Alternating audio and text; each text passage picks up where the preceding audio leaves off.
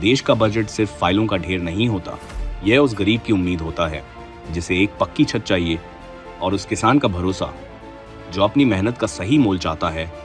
Budget 2026 की सबसे बड़ी पहचान है अंत्योदय। मोदी सरकार ने गरीब परिवारों के लिए सामाजिक सुरक्षा का दायरा और मजबूत किया है। अब समावेशी विकास सिर्फ नीतियों की भाषा नहीं, बल्कि सीधे गरीब की जिंदगी में उतरता नजर आएगा।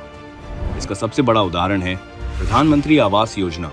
बजट 2026 में मोदी सरकार ने पीएम आवास योजना के लक्ष्य को और बढ़ा दिया है, ताकि हर गरीब परिवार का पक्का घर पाने का सपना अब और तेजी से पूरा हो सके।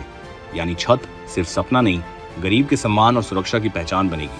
अब गरीब सिर्फ सहायता पर निर्भर नहीं रहेगा। गांव खुलने वाले शी-मार्ट्स महिलाओं को उद्यमी बनाएंगे।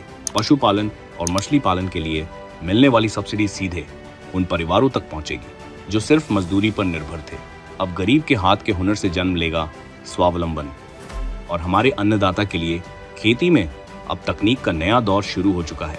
इसलिए किसानों को एआई की मदद से खेती में मदद मुहैया कराने के लिए भारत विस्तार योजना का ऐलान किया गया है। इतना ही नहीं, बजट 2026 में उन फसलों को खास प्राथमिकता दी गई है जिनकी बाजार में ऊंची कीमत मिलती है, जैसे नारियल, कोको, बादाम, अखरोट और खुबानी। सरकार ने इन फसलों के लिए अलग अलग विशेष योजनाएं शुरू करने का ऐलान किया है। साथ ही कोकोनट प्रोत्साहन योजना के तहत 1 करोड़ किसानों को सीधी आर्थिक सहायता दी जाएगी। मतलब सरकार का स्पष्ट संकल्प है भारतीय काजू और कोको को 2030 तक वैश्विक ब्रांड बनाना। असल में 1.27 लाख करोड़ रुपए का कृषि बजट और 1 करोड़ नारियल किसानों के लिए विशेष योजनाएं इस बात की गवाही हैं कि मोदी सरकार किसान के पसीने की एक एक बूंद की कीमत समझती है। साफ है, बजट 2026 गरीब की आंखों के सपनों, उसकी पक्की छत और किसान के हाथों की ताकत का संगम है।